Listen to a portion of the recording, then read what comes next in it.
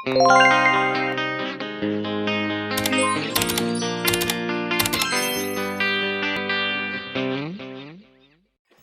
everyone, it's me again, Clara Matos po. So ayun guys, for today's video po, kung nakikita nyo po is nagbabanlaw po ako ng mga nilabahan ko pong kurtina at bedsheet. So nauna na pong mabanlawan at maisampay yung aking mga damit. So ang oras po niyan is mag 12 a.m.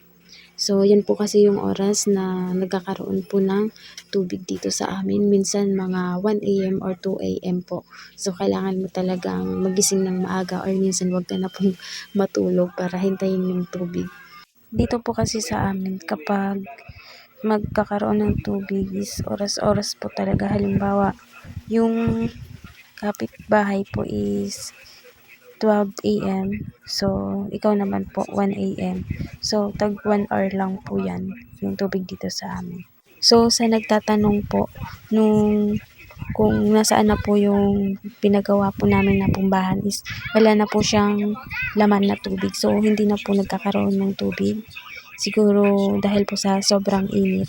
So, ayan po pala kung nakikita nyo yung bag po yan, yung ginagamit po pag palengke.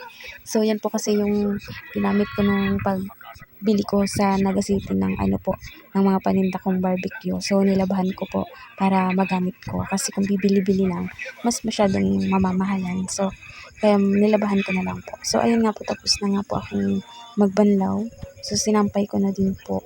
So, ayan po, kung nakikita nyo, gabi na po talaga. Sobrang dilim at nakakatakot po dyan. So, ayun, itigil ko na po muna yung pag-voice over ko.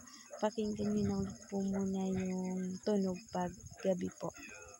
Pakinggan nyo po ito.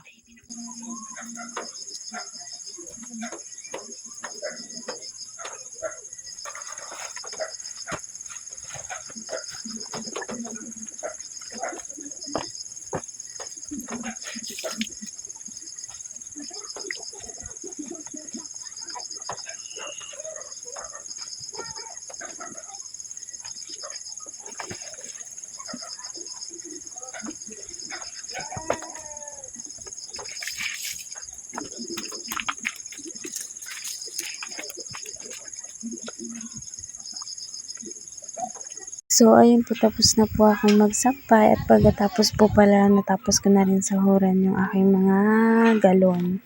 Tapos, ayan po, pagkatapos din, ininit ko na po yung gulay na gabi. So, ayan lang po muna guys sa aking video upload ngayon. So, please no skip ads and don't forget to subscribe po. And bye-bye. Thank you so much. So, ipapakita ko rin po pala yung ininit ko na gulay.